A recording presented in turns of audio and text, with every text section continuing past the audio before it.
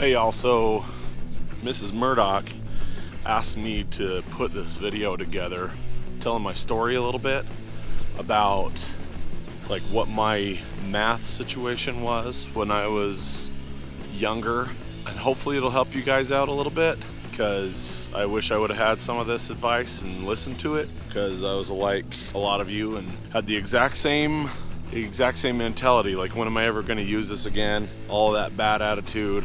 It kind of bit me in the butt a little bit later on in my life.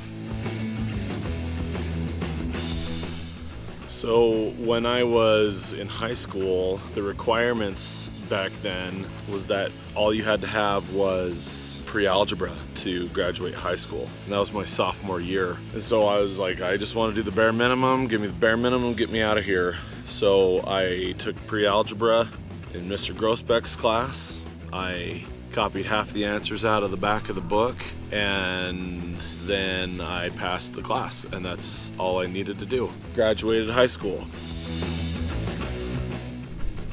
8 years after that, I was in college, I married, I went on a mission. I've got a couple of kids at this point, and I'm getting ready to graduate, but I still haven't taken my math class yet for college, which is a bad idea. Try and get it over with as soon as you can. Get it done soon in college if you can.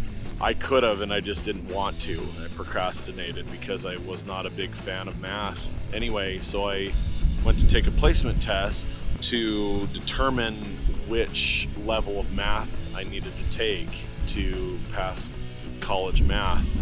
And I took this test, and they said, hey, you gotta retake some of that high school math, because you're not up to par. You gotta step it up. Anyway, so I called Mrs. Murdock. I said, hey, I'm in a bad spot. I need some help, and can you help me? And she tutored me for like a week.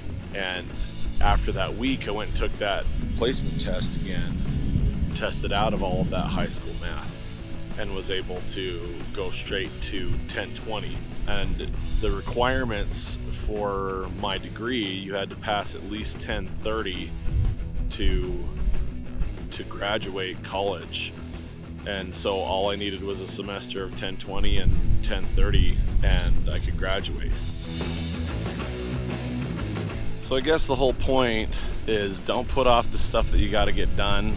You don't know what you're going to use and what you're not going to use. A lot of that math I said I was never going to use, I've used a whole bunch since then, and I never thought I would. Also, when there's something that you struggle with, just ask for help. I struggled with math, and I just needed some help, and I had great people to help me out, and that'll help you move on to the next step. So, get your stuff done. It might not be your favorite thing to do, but it'll pay off in the end, so you're not having to pay for it in the end like I had to do.